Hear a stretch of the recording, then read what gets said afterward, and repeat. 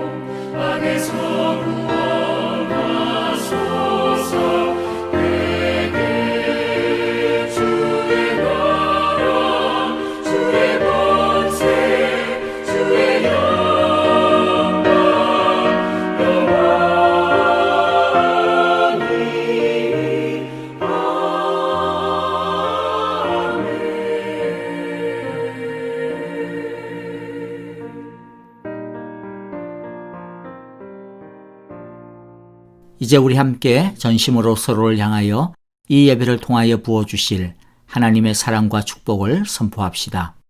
여호와께서 당신들에게 복을 주시고 당신들을 지켜주시며 여호와께서 당신들을 밝은 얼굴로 대하시고 당신들에게 은혜를 베푸시며 여호와께서 당신들을 고이 보시어서 당신들에게 평화를 주시기를 빕니다. 아멘. 이제 우리 마음을 모아 합심으로 기도하는 시간을 갖겠습니다. 첫째, 우리의 부활절 예배가 하나님의 은혜, 예수님의 사랑을 풍성히 알고 감격하고 누리는 예배가 되게 하소서라고 기도합시다. 예배드리는 우리의 영과 마음이 정결하여 예배드릴 수 있는 온전한 그릇으로 준비되어 합당한 예배를 드릴 수 있도록 이 시간 우리의 허물과 죄를 참회하며 기도합시다. 성령 하나님, 온전한 예배, 진실한 예배, 간절한 예배가 될 수 있도록 우리의 마음과 환경을 보호하여 주시고 새롭게 하소서라고 기도하겠습니다. 그리고 형제자매들과 교회를 위해 기도하실 때에 코로나 질병이 속히 끝나게 하시고 그동안 모든 성도님들의 건강과 가정 일터 그리고 교회를 보호하여 주시고 든든하게 세워지게 하소서라고 기도합시다. 아프신 분들을 위해서도 짧지만 기도합시다. 박정은 집사님, 박윤경 전계자 전도사님, 노창덕 권사님, 이두상 집사님과 김윤호 아기 그리고 또 그 위에 우리 성도님들을 위하여 함께 치유를 위해 기도하겠습니다. 다 함께 합심으로 간절하게 기도합시다. 주의 날개 아래 주의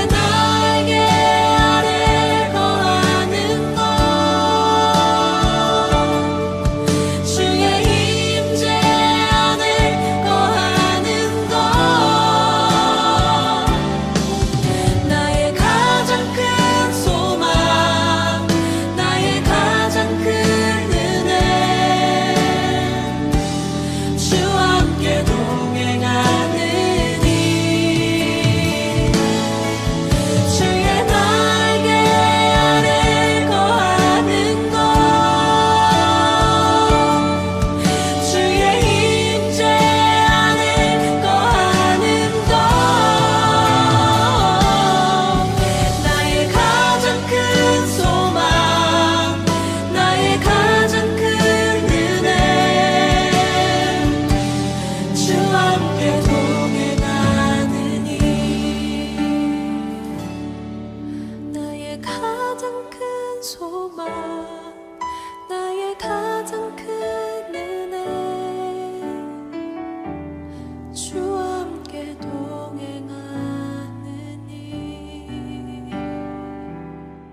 사랑의 하나님 아버지, 영과 진리 가운데서 예배드리는 우리의 예배를 보호하여 주시고 영광받아 주시옵소서. 먼저 우리가 한 주간 동안에 우리의 생각과 마음, 말과 행실, 생활과 삶 가운데서 지은 모든 허물과 죄를 참회하며 자복하였습니다. 우리가 우리 죄를 자백하면 하나님은 신실하시고 의로우신 분이셔서 우리 죄를 용서하여 주시고 모든 불의에서 우리를 깨끗하게 하신다고 약속하셨사오니 예수님의 보혈로 우리를 정결하게 하시고 성령님의 새 능력으로 우리를 치유하시고 새롭게 하여 주시옵소서. 예수님을 배우고 본받으며 닮아감으로 영적인 성숙을 이루어 이 세상 속에서 하나님이 세우신 빛과 소금의 역할을 아름답게 감당할 수 있는 우리 모두가 되게 하여 주옵소서. 오늘 부활의 예배를 통하여 죄와 사망의 권세를 이기신 예수님의 부활의 능력을 덧입기를 원합니다. 우리도 죄에 지지 아니하고 의에 따라 승리하게 하여 주옵소서. 부활의 주님을 만난 마리아와 여인들처럼 우리도 성령 안에서 부활의 주님을 만나는 영광스러운 체험이 있는 예배가 되게 하여 주옵소서. 부활의 주님, 주님께서 지금 하나님의 우편에서 하늘과 땅의 권세를 가지시고 우리를 통치하시는 줄을 믿습니다. 또한 구하고 찾는 자들에게 죽음을 이기고 죄악을 이기게 하시는 부활의 권세를 주시는 줄을 믿습니다. 하나님 아버지, 우리 모두가 마음과 입을 크게 열어 간구하오니 세상을 이길 믿음의 권세, 소망의 권세, 사랑의 권세를 넉넉히 주시옵소서. 지난 한 주간도 하나님께 바칠 귀한 물질을 주심을 감사합니다. 특별히 오늘 우리가 바치는 부활절 헌금 중 일부를 라오스 선교 사역을 위하여 바칩니다. 강한 불교 국가입니다. 그러나 그 속에서 귀한 아이들이 에스라 학교를 통하여 주님의 사랑 속에서 자라가고 있습니다. 어린 심령들이지만 그 속에 뿌리 깊은 복음의 씨앗이 심기어지게 하시고 튼튼하게 자라가게 하시며 하나님의 나라를 위하여 아름답게 열매 맺는 인생들로 살아가게 하여 주옵소서. 또한 우리 주위의 어려운 교회들도 돌보기를 원합니다. 우리 시카고 지역의 모든 교회들마다 부흥의 역사, 생명구원의 역사, 성령의 역사가 봄의 새싹처럼 돋아나는 계절이 되게 하여 주옵소서. 예배의 시작입니다. 마지막 순간까지 어디서 예배를 드리던 살아계신 하나님 앞에서 입을 크게 열어 찬양하게 하시고 온 마음으로 부르짖게 하시고 눈과 귀를 크게 열어 하나님의 말씀이 선포되어질 때에 주를 보는 시간 되게 하여 주옵소서. 이 모든 기도를 하늘과 땅의 권세를 지니신 우리 예수 그리스도의 크신 이름 받들어 기도하옵나이다. 아멘. 이제 우리 함께 부활하신 예수님께 영광을 돌리기를 원합니다. 찬송가 165장 주님께 영광 그리고 살아계신 주 이 두 찬양을 드리겠습니다. 모두 합심으로 큰 목소리로 찬양하겠습니다.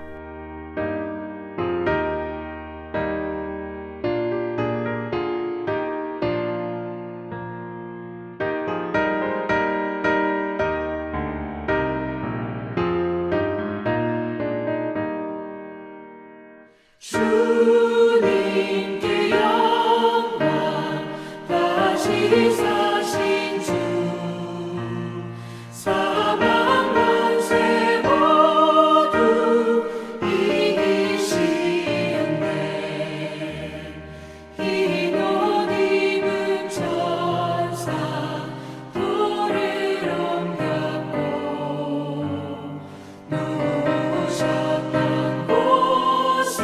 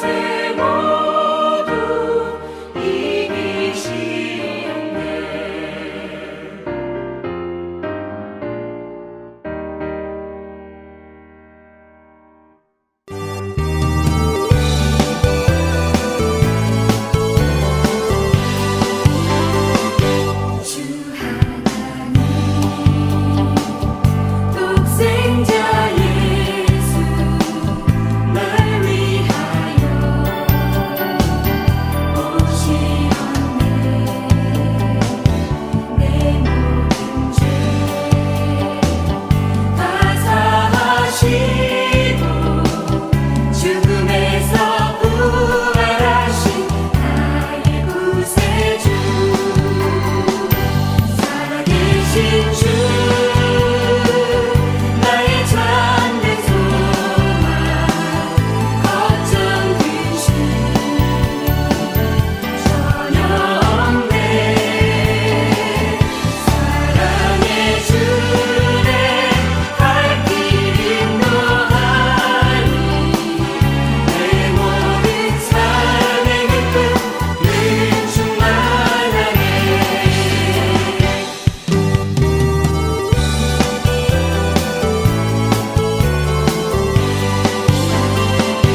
주 안에서 거듭난 생명 도우시는 주의 사랑 참된 꿈과 확신 가지고 예수님의 도우심을 믿으며 살리 살아계신 주 나의 참된 소망 걱정 근심 전혀 없네 사랑의 주네 갈 길 인도하니 내 모든 삶의 기쁨 늘 충만하네 살아계신 주 나의 참된 소망 걱정 근심 전혀 없네 사랑의 주네 갈 길 인도하니 내 모든 삶의 기쁨 늘 충만하네 내 모든 삶의 기쁨 늘 충만하네 안녕하세요. 반갑습니다. 부활주일 우리 주님의 귀하고 복되신 부활의 능력과 은혜가 예배드리는 우리 모두 위에 풍성하게 부어주시기를 간절히 기도하고 바랍니다. 먼저 우리 공동체 소식 몇 가지 나누겠습니다. 오늘 예배에 대한 것만 좀 나누겠습니다. 먼저는 대면 예배에 참석하시는 분들 진심으로 환영하고요. 계속해서 우리 안전과 또 예방을 위하여서 안전수칙, 예방수칙 함께 잘 계속해서 지켜주시면 고맙겠습니다. 그리고 부활절 헌금에 대한 안내드립니다.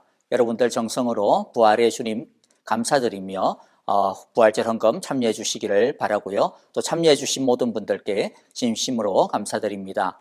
광고 드린 대로 이번 부활절 헌금의 50%는 라오스 선교를 위하여서 사용되어지고요. 또 일부는 시카고 지역의 어려운 형제교회들을 돕는 데 함께 사용되어질 예정입니다. 여러분들 많이 기도해 주시고 또 많은 협력을 부탁드립니다. 부활절 오늘 만찬에 대한 안내 드리겠는데요. 함께 우리들이 식사를 하지 못하는 안타까움이 큽니다. 그것을 위해서 우리 성도부에서 또 우리 성도님들을 생각하시면서 귀한 것 준비하였습니다. 이번에는 예배에 참석하시는 분들과 그리고 또 교회 오셔서 픽업하시는 분들에 한해서 아마 좀 드리게 되어질 것 같습니다.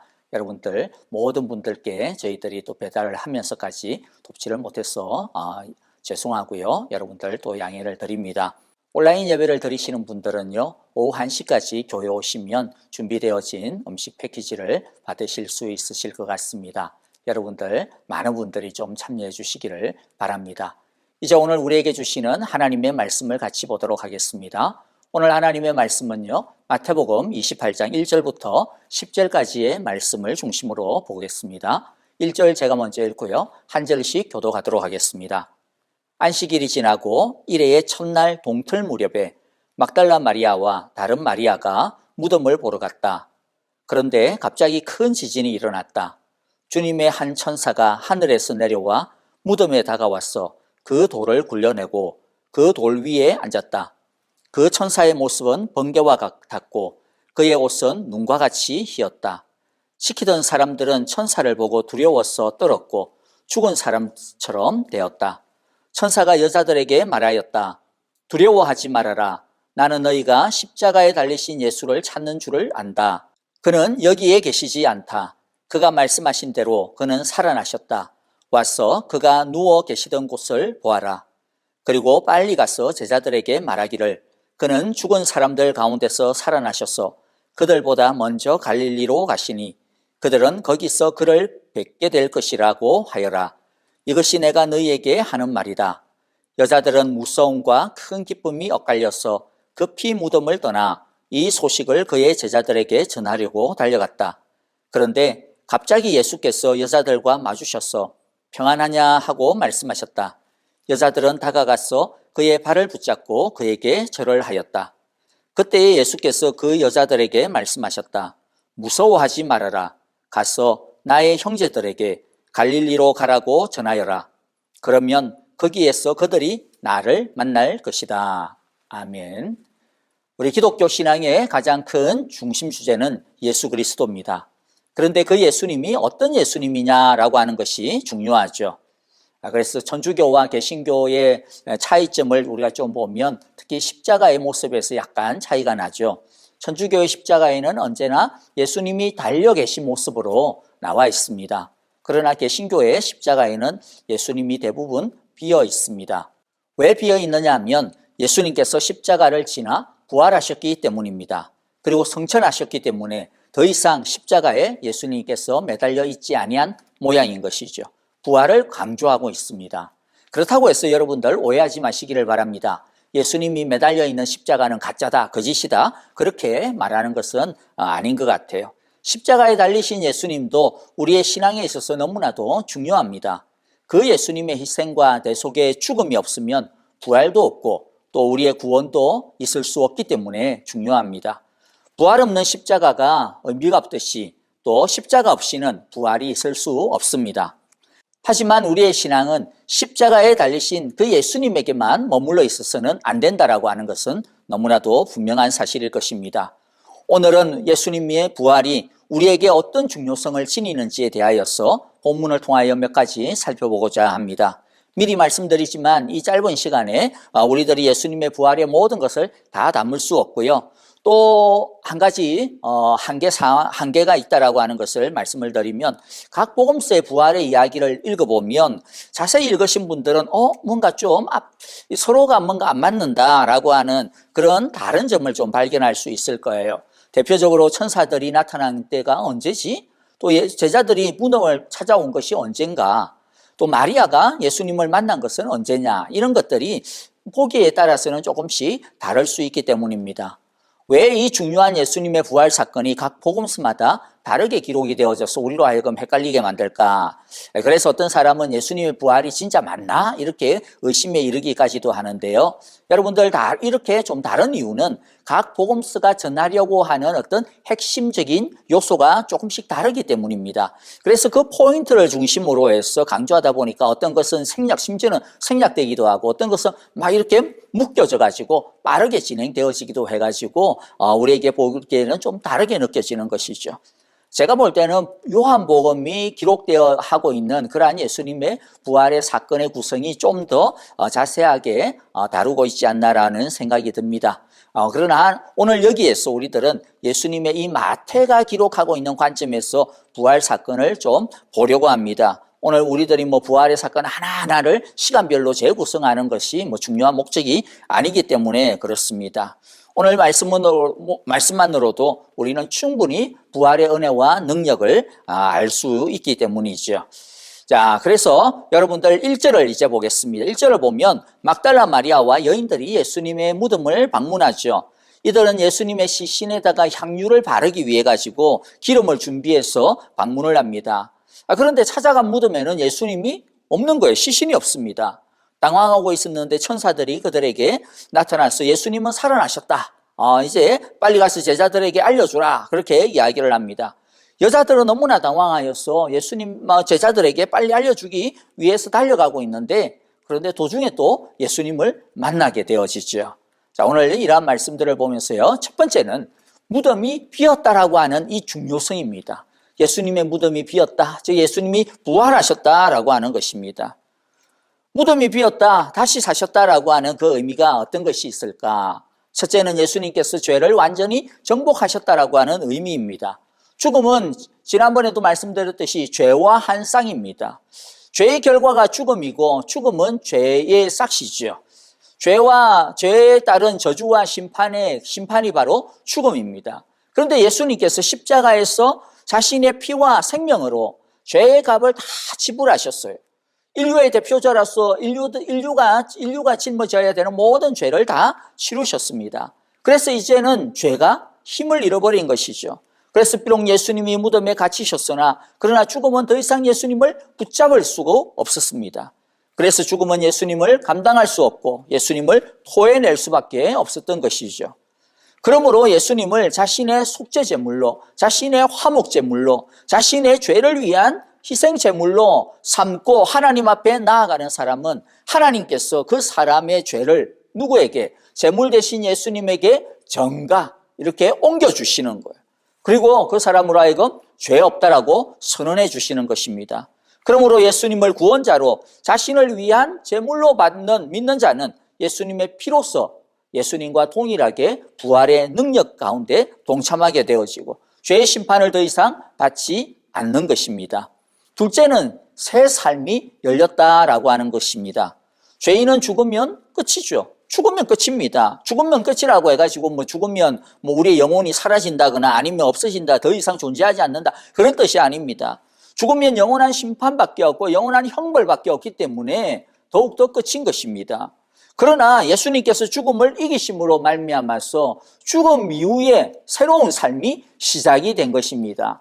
그것이 무엇입니까? 이제 죽음이 우리를 더 이상 올가맬 수 없고 우리는 하나님의 나라를 향하여서 달려나갈 수 있게 되었다라는 것이죠. 이것은 비단 우리가 죽으면 천국 갈 수 있게 되었다라고 하는 그러한 뜻이기도 하지만 그러나 그것만 있는 것이 아닙니다. 우리가 죽은 다음에 하나님 앞에 서게 되어질 것입니다. 하나님만 나라에 들어가게 됩니다. 하나님의 영광에 참여할 수 있게 되었다라고 하는 이 사실을 이제 이 부활을 통하여 알게 되어지면 뭐가 달라집니까? 지금 이 삶에 대한 태도가 달라진다라는 것이죠. 왜냐하면 우리가 여기서 어떻게 지내느냐, 우리의 삶을 가지고 어떻게 살아내느냐에 따라서 나중에 하나님 앞에서 우리가 하나님께 내보일 것들이 달라지기 때문입니다. 그래서 부활을 믿고 부활이 가져다 주는 영생의 삶을 믿는 사람은 자신의 현재의 삶, 이 지구상에서의 삶에 대한 생각이, 태도가, 가치가 달라진다라는 것이죠. 옛날에는 죽으면 끝이다, 죽으면 아무것도 없다라고 생각이 되었을 때는요, 당연히 어떻게 살겠어요? 지금 이 현재밖에 없으니까 그냥 자기 하고 싶은 대로 다 사는 것이죠. 다른 거 돌아볼 필요가 뭐 있습니까? 죽은 다음에 후회를 남기지 않으려면 지금 오늘 여기에서 내 하고 싶은 대로 내가 그냥 생각하는 대로 사는 것이죠. 최선을 다한다라고 하는 명목 아래서 어떻게 살아갔습니까? 이 세상에서 내 뜻대로, 내 생각대로, 내 기분대로, 내가 바라는 대로 그렇게 사는 것, 그것이 바로 최고의 인생이다, 후회 없는 인생이다라고 생각하며 살아왔죠. 그러나 이제 우리가 부활을 믿게 되어서 죽음 이후에 새로운 삶이 열려졌다라고 하는 것, 영원한 하나님 나라에 들어갈 수 있다라고 하는 것을 알게 되어지면 여기서 내 마음대로 사는 것이 최고가 아니라 내 삶을 통하여서 나중에 하나님께 칭찬을 받고 하나님께 영광을 돌릴 그것을 준비하면서 이 삶을 살아가는 것, 그것이 내가 이 지금 생명을 가지고 살아가는 의미구나라고 하는 것을 아는 것이죠. 그래서 우리에게 주어진 이 생명과 시간을 가지고서 가장 가치 있고 귀한 일에 헌신하는 삶을 살고자 하게 됩니다. 나의 이 몸으로 죄를 짓지 아니하고 하나님께 가장 기쁘게 해드리는 삶이 무엇일까? 그걸 고민하고 그것을 위해서 헌신하는 것입니다. 어떤 분이 말하기를 하나님은 우리의 몸을, 우리의 삶을 당신을 위한 악기로 우리에게 주셨다라고 그렇게 이야기했는데요. 참 맞는 말인 것 같아요. 우리의 삶을 가지고 아름답게 연주해야 되는데, 그런데 우리가 이 세상의 것만 쫓아다니고 자기만 쫓아다니면 어떻게 됩니까? 하나님이 주신 우리의 몸과 삶을 가지고 전혀 좋은 소리를 낼 수가 없습니다. 이상한 소리만 내게 되죠. 불합편만 내가지고 굉장히 듣기 불편한, 그래서 사람들로 하여금 우리 주위에서 다 도망가게 만들어버리는 거죠. 그러나 우리가 우리의 삶을 하나님의 말씀이라고 하는 그 악보를 가지고 잘 어떻게 하면 나의 이 악기를 연주를 할까 열심히 연습하고, 그 다음에 우리 주님께서 인도하시는 대로 이끄시는 대로 우리가 그 주님께서 막 지휘하시는 대로 우리의 삶을 그렇게 연주하기 시작을 하면 우리의 삶을 통해서 천사도 흠모할 만한 그러한 아름다운 소리를 낼 수 있게 되어지는 것이지요. 그러므로 빈 무덤은 우리의 삶을 비어버리게 하는 게 아니라 원래 비었던 우리의 죄된 그 삶의 공허함 속에 하나님 나라의 아름다움으로 가득 채우는 그러한 놀라운 축복이라고 하는 것을 우리들이 오늘 말씀을 통하여서 생각해 볼 수 있을 것입니다. 그 두 번째로 예수님은 막달라 마리아와 여인들을 만나주셨습니다. 그것처럼 우리도 부활하신 예수님을 만나야 합니다. 여인들이 본 것을 순서대로 좀 정리를 해보면요, 그들은 먼저 열려진 무덤을 보았습니다. 빈 무덤을 보았습니다. 그리고 난 다음에 천사를 보았죠. 그리고 난 다음에 예수님을 만나게 됩니다. 이 세 가지의 이 보는 것들이 점점 발전을 하는 것을 보게 되는데요, 빈 무덤을 보았을 때 이들은 혼란스러웠습니다. 두려웠습니다. 예수님의 시신을 누가 훔쳐갔나, 아니면 예수님의 시신을 가지고 뭐 혹시라도 어떤 안 좋은 목적을 가지고 사용하려고 다른 곳으로 이동시켰나, 막 별의별 생각이 다 들었을 거예요. 그런데 천사를 만나고 난 다음에 천사가 뭐라고 말씀합니까? 예수님께서 야 너희들에게 생전에 부활할 것이라고 말씀하지 않았냐? 그 말씀을 좀 기억해보라 이야기하죠. 그래서 누가복음 24장 8절에 보니까 인자는 반드시 죄인의 손에 넘어가서 십자가에 처형되고 사흘째 되는 날에 살아나야 된다라고 말씀하셨다. 그 말씀을 다시 딱 기억을 시켜주니까 그들이 24장 9절에 보니까, 누가복음 24장 9절에 보니까 이 여인들이요, 예수님이 그렇게 말씀하셨지 회상이 되었던 것이죠. 그러니까 뭐예요? 머리로는 이제 기억이 났어요. 이해가 되었어요. 그런데 그 말씀을 온전히 믿게 되어진 것은 아니었습니다. 두려움과 기쁨이 혼돈하는 그러한 모습이었다라고 이야기하고 있죠. 그러기에는 그들이 지금 보고 있는 것이 너무나도 이해가 안 되고 너무나도 자신들의 생각하고 자신들의 경험하고 맞지가 아니하고, 그렇죠? 감당하기 너무 큰 일을 갖다가 보고 있기 때문입니다. 어떻게 보면 여러분들, 이러한 여인들의 이러한 모습들이 우리가 이 세상에서 어떤 일을 당할 때의 우리의 모습의 어떤 변화들하고 잘 맞지 않나 생각이 되어집니다. 어려운 일을 당하고 그렇게 되어지면 어떻습니까? 처음에는 말씀도 잘 생각도 안 나고 믿음도 적용도 안 되고 그냥 우왕좌왕 우리 삶의 빈 무덤처럼 우리가 한 번도 경험해 보지 못했던 그런 이상한 것들을 경험해서 문제밖에 보이지 아니하고 어떻게 해야 될지 우왕좌왕하게 되어지게 됐죠. 성도는 믿음으로 봐야 되지 그냥 눈으로 보이는 대로 보는 것이 아니야, 이런 말씀조차도 어떤 때는요 전혀 힘을 발휘하지 못하게 됩니다. 그러다가 약간 정신을 차리기 시작을 하면 말씀도 읽기 시작을 하고 설교도 유심히 듣기 시작을 합니다. 그러다 보니까 말씀도 이제 이해가 되어집니다. 이런 말씀이었구나. 그래서 자신의 머리로 이해가 되어지고, 그래, 이 말씀을 가지고 내가 좀 살아야 되겠다. 그래서 사탄이 나를 공격하고 넘어뜨리려고 할 때 배운 말씀을 가지고 적용을 해보려고도 하고 또 회상해보려고 하기도 하고 또 암송해서 사탄의 공격을 물리치기도 합니다. 그래서 두려움과 기쁨이 혼돈합니다. 하지만 그것만으로는 부족하다라는 거예요. 물론 그것만으로도 대단한 것임에는 분명하지만은 적어도 믿음이 없는 것은 아니고 믿음이 생긴 것이니까요.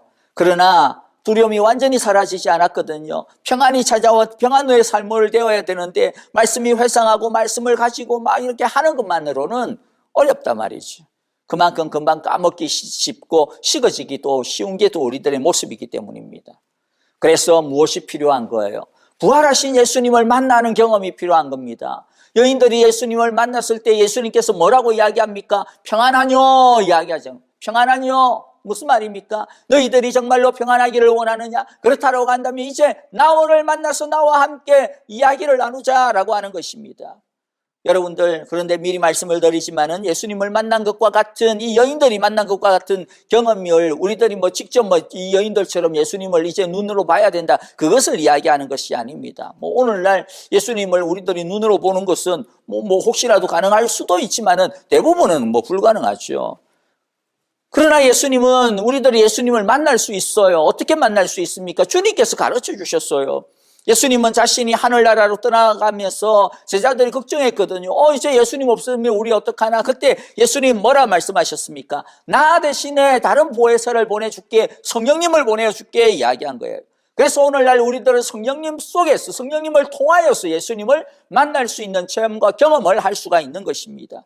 그래서 청교도 목사님들이 이와 같은 경험들을 뭐라고 이야기했느냐면 말할 수 없는 기쁨이다. 이 세상에 어떤 것으로도 형용할 수 없고 표현할 수 없고 설명할 수 없는 그러한 어떤 영광스러운 기쁨, 하나님을 만나는 영광스러운 만남, 인격적인 그 체험이다. 또 다른 말로는 그것을 성령의 세례라고 그렇게 이름을 붙였습니다.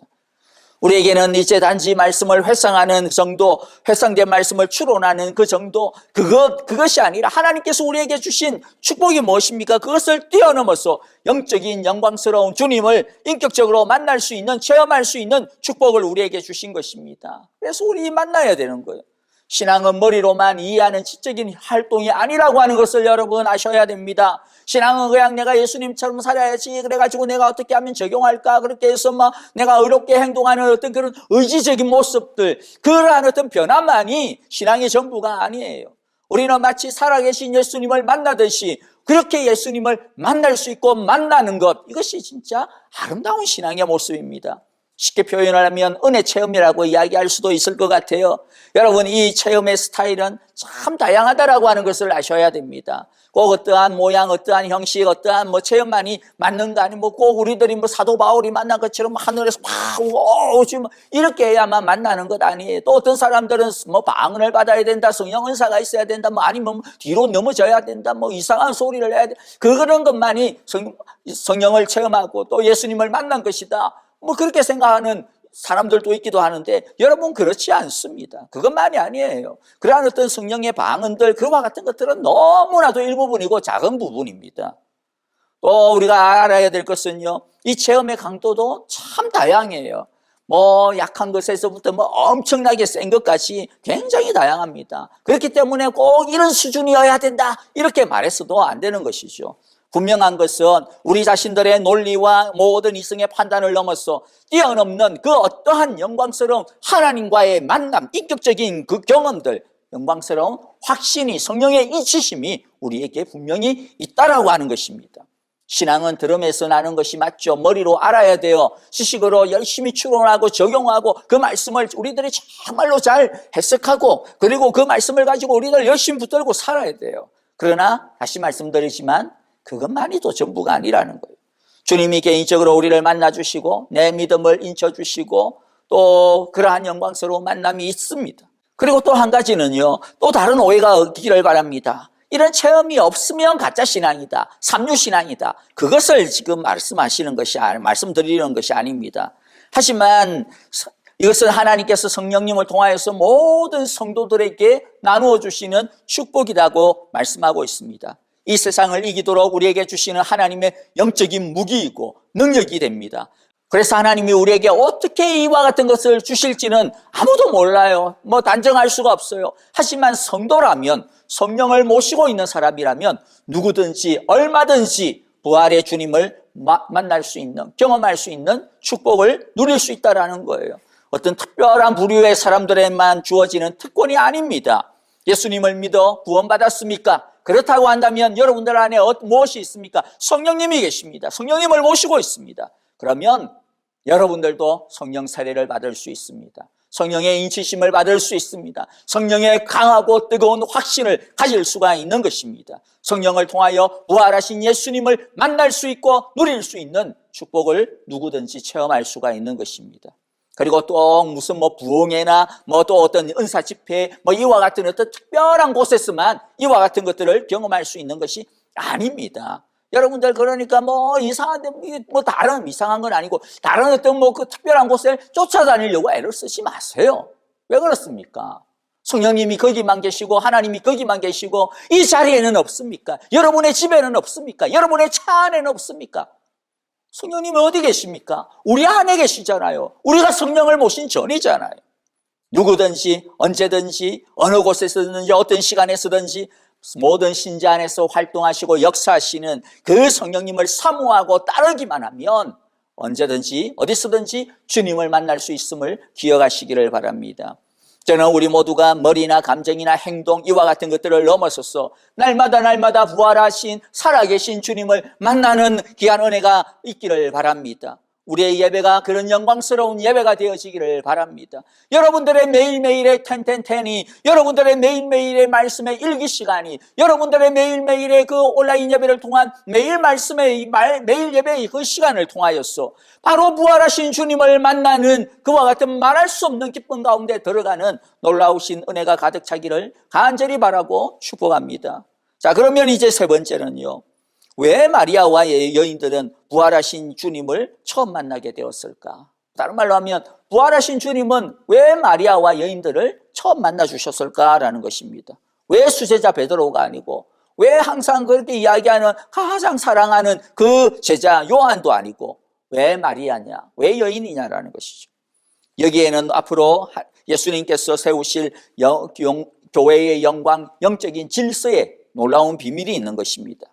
먼저 생각해 볼 것은요, 예수님은 외모를 보시지 아니하고 무엇을 봅니까? 중심을 보신다, 믿음을 보신다라고 하는 것을 우리에게 보여주시는 거예요. 이들은 여인이었습니다. 당시의 여인은 정말로 비중이 없는 사람들이죠. 게다가 막달라 마리아가 오늘 이 이야기의 주인공이 되어서 이야기를 쭉 이끌어가고 있는 중심인물인데요. 막달라 마리아는 어떤 여인입니까? 귀신 들렸던 여인이에요. 그리고 죄인이라고 지칭되어지는, 그렇다고 해서 여러분들 죄인이라고 해서 막달라 마리아를 우리는 종종 이 창녀다 뭐 그렇게 표현을 하는데, 창녀라고 하는 표현은 성경에는 정확히는 없어요. 그냥 죄인이라고 하니까 창녀였나 이렇게 추론하는 것인데, 우리는 그렇다고 해서 막달라 마리아를 창녀라고 이렇게 고정시키는 것은 좀 아닌 것 같아요.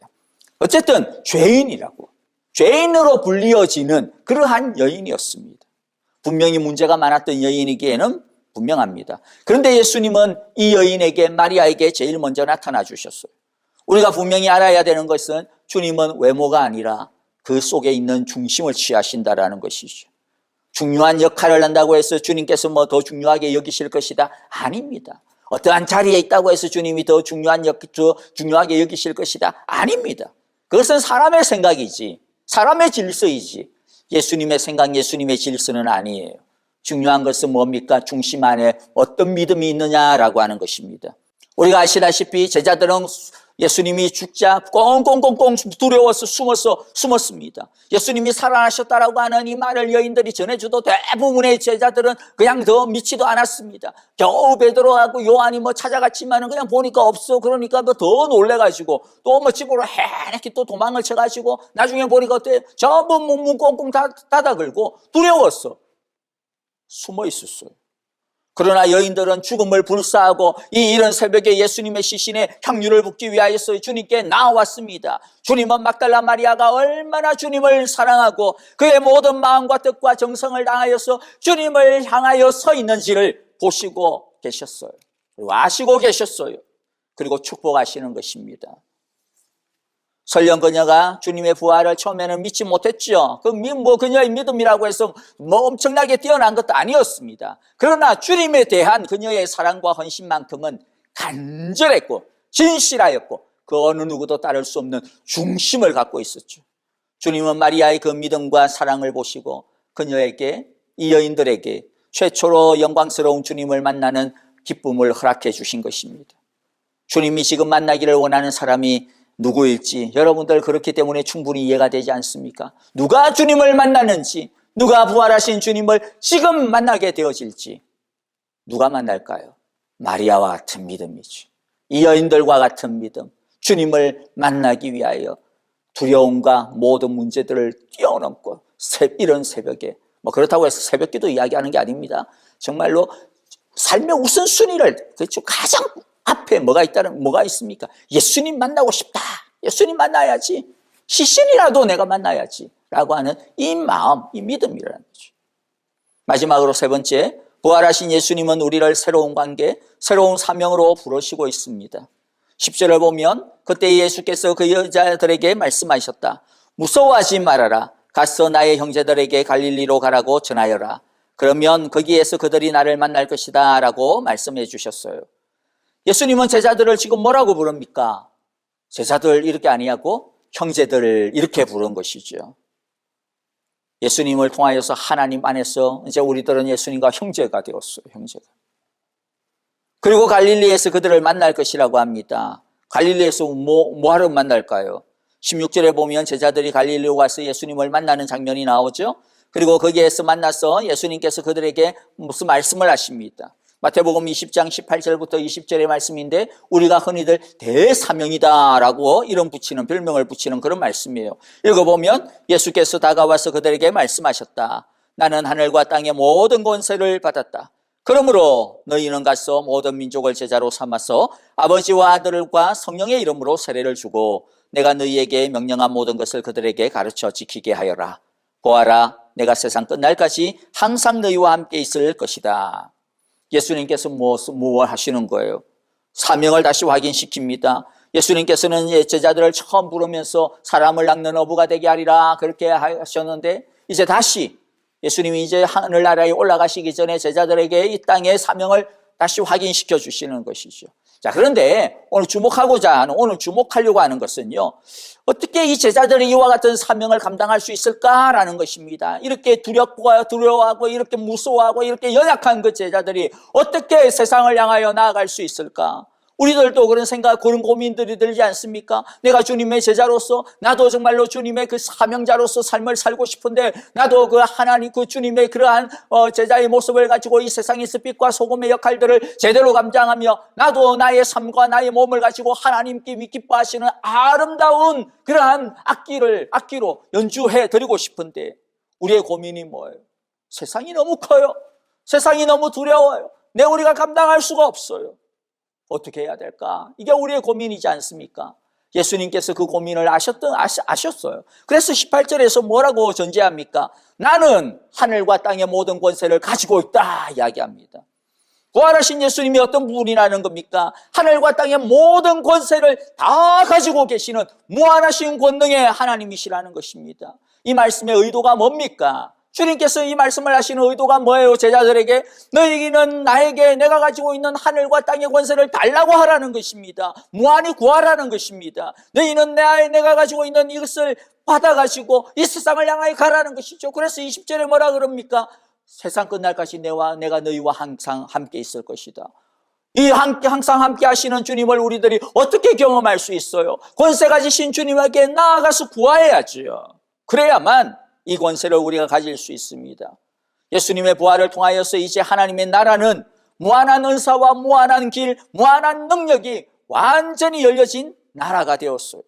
그래서 구하는 누구든지 예수님이 가지고 있는 이 하늘과 땅의 권세를 받을 수 있는 제자가 된다. 세상으로 나아갈 수 있는 자가 되어진다라고 말씀하고 있는 것입니다. 그래서 여러분들 이 무한한 권세를 알면 그러면 우리의 생각들이 달라져요. 어떻게 달라집니까? 세상을 두려워하지 아니하죠. 세상보다 누가 커요? 하나님이 크기 때문입니다. 문제보다 예수님이 크시기 때문입니다. 그리고 또 어떤 사세가 됩니까? 다른 사람이 얼마를 가지고 있느냐? 그거 비교하지 않습니다. 그 비교하는 이유가 뭡니까? 자원은 한정되어져 있는데 그것을 남들이 먼저 가져가면 내가 가질 수 있는 것이 작기 때문에 자꾸 계산할 수밖에 없는 것이죠. 그러나 이제는 뭡니까? 주님 안에서 모든 것들이 무한하기 때문에 이제는 다른 사람의 은사나 재능이나 체험이나 자산 그런 것 같은 것들이 어떤 것이 있느냐, 뭘 가지고 있느냐, 그거 이제 신경 쓰지 않는다라는 거예요. 왜 그렇습니까? 주님께서 얼마든지 주실 수 있으니까 다른 사람에게 100을 주었다라고 해가지고 내가 100을 못 가질 수 있는 그런 이유가 없고 라는 것이죠. 그러므로 이 땅에 있는 것을 더 차지하기 위하여서 아웅다웅 시기하고 경쟁하지 말기를 바랍니다.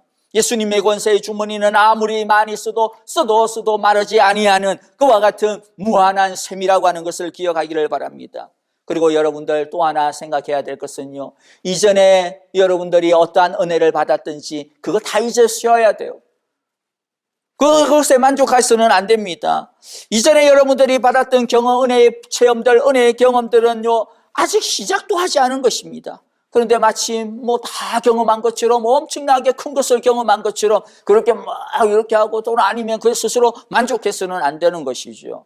다시 말씀드리지만 아직 시작도 안 했어요. 시작도 안 했어요. 주님께서 우리에게 주시고자 하시는 그 부활의 은혜와 체험은 너무나도 많은 것입니다. 그런데 우리들이 그것을 구하지 않으니까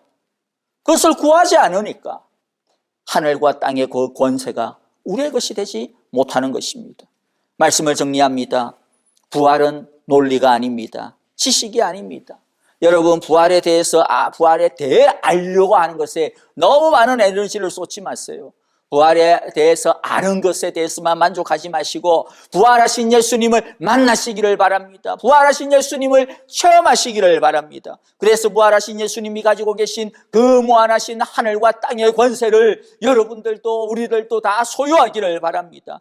누구든지 마리아처럼 예수님을 진심으로 사랑하고 진심으로 제일 중심에 두고 제일 앞자리에 세우시면 우리는 성령 안에서 예수님을 만날 수 있음을 오늘 말씀을 통하여서 우리들이 확신하고 확인하고 붙들기를 바랍니다. 하나님은 우리에게 그래서 명령하셨고 또 약속하셨어요. 뭐라고 명령하시고 약속하셨습니까? 에베소서 5장 18절에 보니까 술 취하지 마십시오. 거기에는 망탕이 따릅니다. 그럼 대신 뭐 해야 돼요? 성령의 충만을 받으십시오라고 말씀하시는 거죠. 이것은 명령인 동시에 약속인 거예요. 아무리 예수님을 믿어도 세상 사람들처럼 술 취한 것처럼 세상을 추구하고 세상에 취해 있으면 빠져 살면 주님이 주신 몸과 삶을 가지고 아무것도 연주할 수가 없습니다. 오히려 도무지 들을 수 없는 이상한 소리만 우리의 몸과 삶을 가지고 낼 수밖에 없을 거예요. 그렇기 때문에 버리고 뭐예요? 세상의 악보를 가지고 연주하지 말라라는 거지요. 어떤 악보를 가지고 말씀의 악보를 가지고 주님의 지휘를 받아가지고 연주하라는 것입니다. 성령 충만하라는 것입니다. 성령 충만이 무엇입니까? 내 생각, 내 고집, 내 야망, 내 죄성을 버리고 말씀에 버리고 성령님의 생각과 성령님의 계획과 성령님의 마음과 성령님의 말씀을 따르는 것, 그것이 바로 성령 충만입니다. 우리가 우리의 죄를 인정하고 하나님께 용서를 구하며 예수님께 하늘의 권세를 구하면 주님은 우리에게 하늘과 땅의 권세를, 성령의 권세를, 충만함을 우리에게 주신다고 약속하시는 것이죠. 성령님께서 우리를 채우고 다스리기 시작할 것입니다. 여러분, 그렇게 되어지면 어떻게 됩니까? 평안함이 찾아오는 거예요. 거기에 평안함이 있는 겁니다. 예수님을 만남 거기에 평안함이 있고 세상을 이기는 힘이 있는 것이죠. 도무지 사랑할 수 없었던 사람도 그 원수까지도 사랑할 수 있는 것, 그렇기 때문에 원수까지 사랑하라고 주님이 그렇게 당당하게 명령하시는 것이죠. 도무지 순종할 수 없었던 말씀도 순종하게 됩니다. 그렇기 때문에 뭐예요? 십자가를 지고 나를 쫓으라. 여러분들, 우리 힘 생각 가지고는, 우리 노력 가지고는 안 돼요. 성령의 충만한 성령의 인도하심, 성령의 지배하를 받아야만이 가능할 수 있는 순종인 것이죠. 도무지 갈 수 없는 곳까지도 복음을 들고 갈 수 있습니다. 세상을 향하여 가라라고 말씀하시는 그 주님, 우리 힘으로 어떻게 갑니까? 안 된다라는 것이죠. 도무지 바뀔 수 없을 것 같은 고질적인 마음의 문제들, 그리고 마음의 질병들, 그리고 삶의 습관들이 변해갈 수 있습니다. 세상 사람들은 뭐라고 이야기합니까? 머리 검은 것들은, 즉 인간은 고쳐서 쓰는 게 아니라고 이야기하죠. 저도 그거 인정해요. 그 말이 맞다라고 생각합니다. 많은 어떤 사람들은 교육을 통해서, 어떤 사람들은 훈련을 통하여서 사람 고칠 수 있다라고 생각하지만 여러분들, 세상의 교육으로 사람 바뀌지 않습니다. 훈련으로 되어지지 않습니다. 조금 변하는 것처럼 그러하지만은 근본 성향이 안 바뀌죠.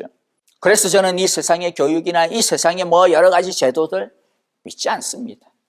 그러나 사람은 안 바뀐다라고 하는 그 말을 저는 또 동시에 믿지 않습니다.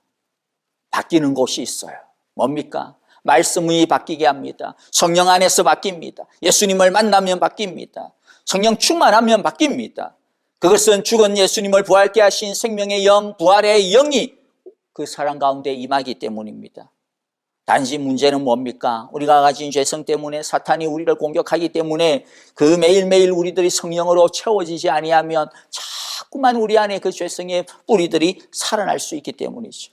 하지만 그렇다고 해서 그럼 안 되는 거네, 그렇게 고민할 필요가 없어요. 왜 그렇습니까? 죄와 사탄의 권세는 이미 부활하신 예수님에 의하여서 무너졌기 때문입니다. 두려워할 필요가 없습니다. 예수님이 이기셨기 때문입니다. 예수님이 부활로 그 모든 권세를 밟아버렸기 때문입니다. 여러분, 우리 모두 예수님의 부활의 능력, 하늘과 땅의 무한하신 권세를 가지신 예수님 앞에 그러므로 나아갑시다. 구합시다. 그래서 부활의 주님을 만나 이 세상에서 평안하고 승리하는 우리 모두가 다 되시기를 간절히 바라고 축복합니다. 함께 기도하겠습니다. 하나님 아버지, 오늘 부활의 주님을 우리로 하여금 보게 하시니 감사합니다. 하나님 아버지, 우리도 이 여인들처럼 마리아처럼 부활하신 주님을 만나기를 원합니다. 우리의 모습 부족하지만은 그러나 우리의 중심을 보시는 주님, 우리 주님만을 사랑하는 우리의 마음으로 채워지게 하시고 정말로 주님을 중심에 두고 주님을 쫓는 우리들의 심령으로 채워지게 하여 주옵소서. 그리하여 하나님 아버지, 우리의 중심을 보시고 우리를 만나 주시기를 원합니다. 부활의 능력을 우리에게 채워주시기를 원합니다. 성령의 충만한 능력을 우리에게 채워주시옵소서. 그리하여 문제가 많고 참으로 시험님이 많은 이 세상 속에서 하늘의 평안을 우리들이 갖게 하여 주시고 부활의 평안을 가지게 하여 주시고 부활의 능력을 가지고 승리하여 이기는 우리 모두들 다 되게 하여 주옵소서. 우리의 몸과 삶을 가지고 하나님이 기뻐하시는 아름다운 연주를 해드리는 아름다운 연주자들이 다 될 수 있게 하여 주시옵소서.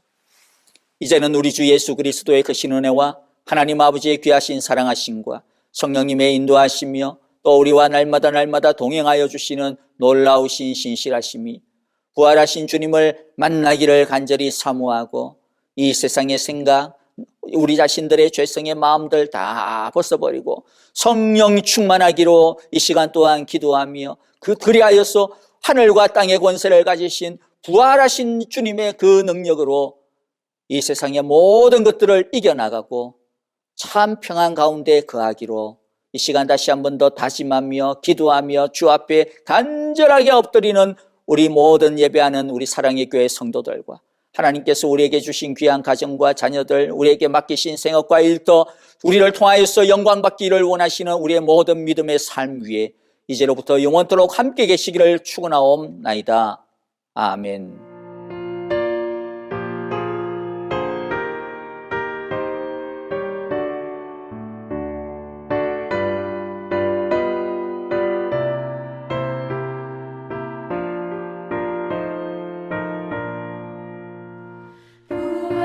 부활하신 구세주 나 항상 섬기네 온 세상 조랑에